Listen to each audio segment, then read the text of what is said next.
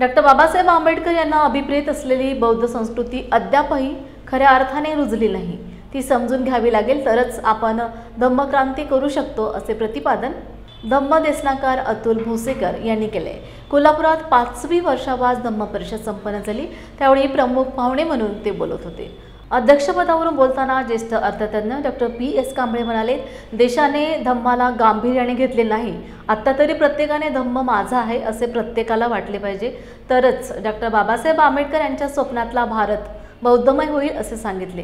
ध्वजारोहण AL कांबळे यांच्या हस्ते झाले, तर उद्घाटन कृषी अधिकारी चंद्रकांत सूर्यवंशी यांच्या हस्ते झाले। यावेळी आंबेडकरी चळवळीत योगदान देणाऱ्या व्यक्तींचा सन्मानित करण्यात आले। मध्ये बौद्ध संस्कृती जी आहे ती खऱ्या अर्थानं आपण समजून न घेतल्यामुळे बाबासाहेबांना अभिप्रेत असलेली धम्मक्रांती आजपर्यंत नीटप्रमाणे होऊ शकली नाही आणि म्हणूनच प्रत्येकानं बौद्ध संस्कृती समजून घेतली पाहिजे, तसं आचरण केलं पाहिजे, तरच खऱ्या अर्थानं बाबासाहेबांना अभिप्रेत असलेली धम्मक्रांती आपण करू शकू। धन्यवाद। मोदी महाविहाराचा जो संघर्ष आहे त्याचं इथल्या राजकीय नेत्यांनी खऱ्या अर्थानं आपल्या बौद्ध समाजाला न्याय दिलेला नाही आहे असं म्हणावं लागेल।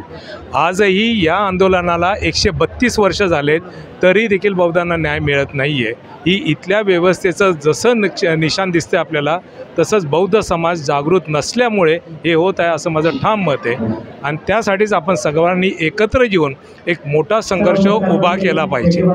जो न्यायिक असेल, न्यायामध्ये ते केसेस लढल्या पाहिजेत आणि आपल्याकडे सगळं त्याचं डॉक्युमेंटेशन आहे। जर आपण व्यवस्थित चांगली योग्य अशी वकिलांची फौज तयार करून त्यांना ट्रेन करून जर तिथं पाठवू शकलो तर नक्कीच आपला निकाल आपल्या बाजूने लागू शकेल। खरं म्हणजे धम्माला जेवढं या देशानं सिरियसली घ्यायला पाहिजे होतं तेवढं ते घेतलेलं नाही आणि त्यामुळं जेव्हा खऱ्या अर्थानं भारत बौद्धमय होईल, या देशातल्या प्रत्येक नागरिकाला धम्म हा माझा आहे, सगळ्यांचा आहे, सर्वांचा आहे, समाजाचा आहे, राष्ट्राचा आहे असं वाटेल, जगापर्यंत तो पोचेल आणि प्रत्येकाला असं वाटेल की मी या तत्त्वज्ञानाप्रमाणे, या विचारांप्रमाणे वागणं आवश्यक आहे। हे सगळे लोक माझे बांधव आहेत, आम्ही सगळे मिळून आहे एक पोषक समाज, अनुकूल समाज करायचा आहे आणि असं वातावरण करण्यासाठीचा प्रयत्न आवश्यक आहे। त्यातून हा प्रश्न सोडवायला मदत होईल असं मला वाटतं। बौद्ध परिषदा होतात, त्या बौद्ध परिषदेमध्ये जास्तीत जास्त संख्येनं लोकांनी बौद्ध धर्म स्वीकारला पाहिजे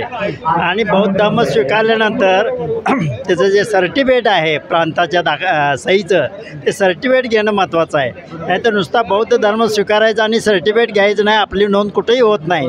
म्हणून प्रत्येकानं बौद्ध धर्म स्वीकारून त्याचं प्रांताचा सर्टिफिकेट घ्यायला पाहिजे आणि त्याच्यावर बौद्ध अशी नोंद झाली तरच आपला भारत बौद्धमय होण्यास निश्चितपणे मदत होणार आहे। प्रत्येक गावोगावी धम्मपरिषदा घेऊन त्याचं नियोजन केलं पाहिजे, किती लोक बौद्ध होणार आहेत आणि ते बौद्ध होण्यासाठी आपण प्रयत्न करणं गरजेचं आहे।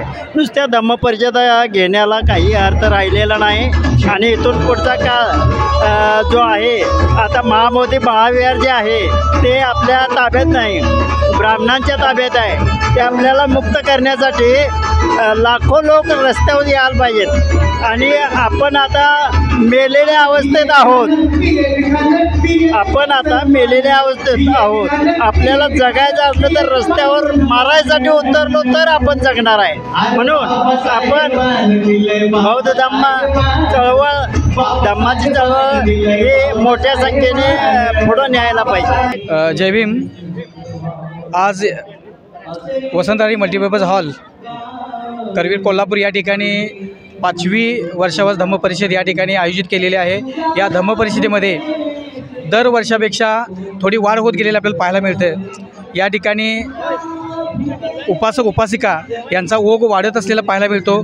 त्याचबरोबर या ठिकाणी विविध वक्त्यांनी आज जे आपली देशना या ठिकाणी दिलेली आहे ती अतिशय सुंदर दिलेली आहे। धम्माचा विचार हा संपूर्ण भारतामध्ये तो पसरला पाहिजे आणि आपल्या भारत देशाला, भारताला आपल्या बौद्धमय करण्याचं जे बाबासाहेबांचं स्वप्न आहे ते पूर्ण करण्याच्या चळवळीमध्ये ही धम्म परिषद अतिशय मोलाचं महत्त्वाचं योगदान देत असलेलं आपल्याला पाहायला मिळतं आणि हे आपल्यासाठी एक यशाचं असं द्योतक असलेलं पाहायला मिळतं।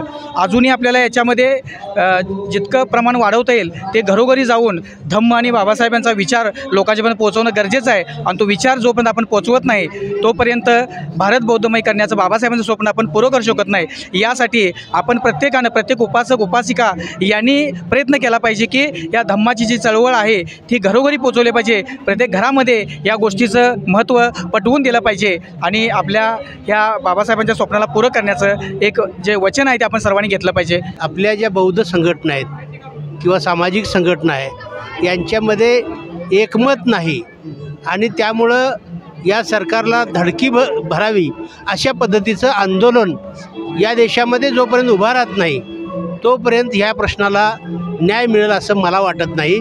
कारण या प्रश्नाच्या संदर्भात उद्याच्या 14 तारखेला सर्व पक्षीयांच्या आणि राजकीय संघटनांच्या वतीनं मुंबईमध्ये प्रचंड मोठा असा मोर्चा निघणार आहे. तशाच पद्धतीचा दिल्लीमध्ये सुद्धा एखादा मोर्चा व्हावा, तशाच पद्धतीचा बिहारमध्ये सुद्धा एखादा मोर्चा व्हावा, मगच हे शासन थोडंफार त्या गोष्टीला न्याय देईल असं मला वाटतं. या परिषदेला हजारोंच्या संख्येने लोक ही परिषद बघण्यासाठी किंवा त्यातून ज्ञान संपादन करण्यासाठी इथं येत आहेत. तर इथून पुढेही पुढच्या वर्षी किंवा इथून पुढच्या काळात आपल्या परिसरातील हजारोच्या संख्येने लोकांनी इथं यावं आणि बुद्ध धर्माचा, शांततेचा, समतेचा, प्रेमाचा संदेश घेऊन आपल्या जीवनामध्ये त्याचा उपयोग करावा. जीवन जगत असताना सगळ्यात महत्त्वाचं काय असेल तर बुद्धाने दिलेला प्रेमाचा आणि मैत्रीचा संदेश. मैत्रीपूर्ण जीवन जर आपण जगायला लागलो तर आपल्यामध्ये नक्कीच चांगले बदल घडतात आणि मैत्रीपूर्ण जीवनामुळेच आपले संबंध इतर समाजाबद्दल किंवा इतर लोकांच्याबद्दल सुदृढ होतात. तर ह्या पद्धतीनं लोकांनी जर बुद्ध धम्म अंगीकारला तर त्यांच्या जीवनामध्ये नक्कीच स्थैर्य आणि समृद्धी नांदेल असं मला वाटतं. भारतीय बौद्ध महासभेत या पदांवरती असल्यामुळं माझा हा सत्कारास मी इच्छुक म्हणजे पात्र झाले. तर भारतीय बौद्ध महासभेची मी म्हणजे बाबासाहेबांनी जी समानता दिली त्या समानतेमुळे, स्त्रियांना समानता दिली त्या समानतेमुळे आज माझ्या मिस्टरांनी मला सपोर्ट केला. एक असं म्हणतात की एक यशस्वी पुरुषाच्या मागं स्त्री असते, पण इथं एक यशस्वी स्त्रीच्या मागं एक पुरुष आहे, उभा आहे. त्यामुळं आज हे शक्य झालेलं आहे. त्यामुळं समता सैनिक दलामध्ये मला त्यांनी पुढं जाऊ दिलं. मला पोस्ट डिव्हिजनल ऑफिसर ही पोस्ट मिळाली आणि खरोखर मला भारी वाटते. आणि इथून पुढंही आपल्या युवतींनी आणि युवकांनी समता सैनिक दलामध्ये यावं असं मी आवाहन करते. आणि खरोखरच आज पुरस्कार मिळाल्यामुळं मला म्हणजे एक नवीन काम करण्याची ऊर्जा आणि उमेद मिळालेली आहे. त्यामुळं मी आभार व्यक्त करते आणि थांबते. नमो बुद्धाय, जय भीम, जय संविधान. यांच्या वतीने 69वी धम्मदेशना शाहू स्मारक कोल्हापूर या ठिकाणी आयोजित केलेली आहे. आणि धम्मचक्र प्रवर्तन दिनाच्या निमित्ताने आम्ही कोल्हापूरमध्ये या ठिकाणी पद्मश्री उपराकार लक्ष्मण माने यांची धम्मदेशना कोल्हापूरच्या शाहू स्मारकमध्ये सायंकाळी 5:30 वाजता या ठिकाणी आयोजन केलेलं आहे. आणि या धम्मसंघाच्या वतीनं याचं आयोजन करत असताना एक महत्त्वाचा विषय या ठिकाणी आम्ही मांडलेला आहे, धम्माचे सामूहिक चिंतन. कारण आज आपण बघतोय समाज वेगवेगळ्या माध्यमातून वेगळ्या ठिकाणी निघालेला दिसतोय. या विचाराने, धम्माच्या चिंतनाने, धम्माच्या विचाराने या ठिकाणी एक विषय घेऊन कुठंतरी सर्वांनी एकत्रित यावे, हा विषय धम्माचे सामूहिक चिंतन या ठिकाणी लक्ष्मण माने या ठिकाणी आपल्याला धम्मदेशना देणार आहे.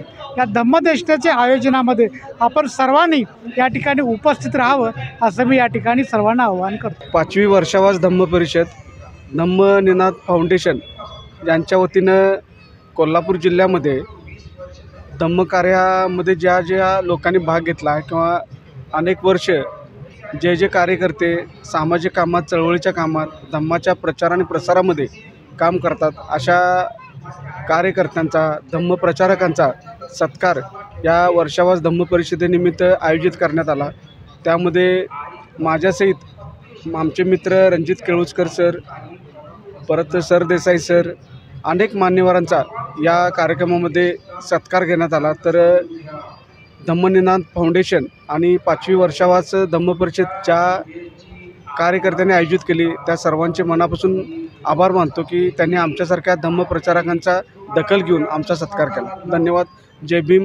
नमो बुद्धाय. त्या पुस्तक वाचण्यामुळं समाजाची जागृती होते, समाजाचं प्रबोधन होतं आणि ह्या देशामध्ये ज्या हिंदू मुस्लिम किंवा वेगवेगळ्या जातीमध्ये दंगली होत होत्या, मराठा समाज बौद्ध समाजामध्ये, मराठा समाज मुस्लिम समाजामध्ये, मुस्लिम समाज बौद्ध समाजामध्ये ज्या जातीय दंगली होत होत्या, तर ह्या महाराष्ट्रामध्ये आणि या देशामध्ये संभाजी ब्रिगेड, मराठा सेवा संघ आणि बामसेफ आणि संपूर्ण या बौद्ध धम्म चळवळीमुळं हे दंगलीचं प्रमाण हे शून्यावरती आलेलं आहे. ह्याच्यामध्ये पुस्तक हे महत्त्वाची भूमिका बजावलेलं आहे, कारण पुस्तकामुळं लोकांचं मानसिक संतुलन जे आहे ते तंदुरुस्त व्हायचं काम केलं जातं. मानसिक रुग्णांची संख्या झपाट्याने कमी होत आहे या पुस्तकांच्यामुळं आणि पुस्तकांच्यामुळं आत्महत्येचं प्रमाणसुद्धा कमी होणार आहे. त्यामुळं शासनानं पुस्तक विक्रेत्यांना जास्तीत जास्त सहकार्य कशा पद्धतीने करता येईल किंवा वेगवेगळ्या ज्या समस्या त्या जाणून घेऊन पुस्तक विक्री क्षेत्रामध्ये येणारे जे नवीन युवक आहेत त्या युवकांना, हजारो लोकांना, लाखो लोकांना आपण व्यवसायाची संधी आपण ह्या माध्यमातून आपण देऊ शकतो अशी शासनाकडून जी अपेक्षा आहे, शासनाकडे ती अपेक्षा पूर्ण होईल न होईल तो भाग वेगळा, पण चळवळीच्या माध्यमातून हे कार्य जोपर्यंत चंद्र सूर्य आहे, जोपर्यंत आमच्या जीवामध्ये जीव आहे, तोपर्यंत आम्ही हे काम करत राहणार आहे. धन्यवाद. जय जिजाऊ, जय शिवराय.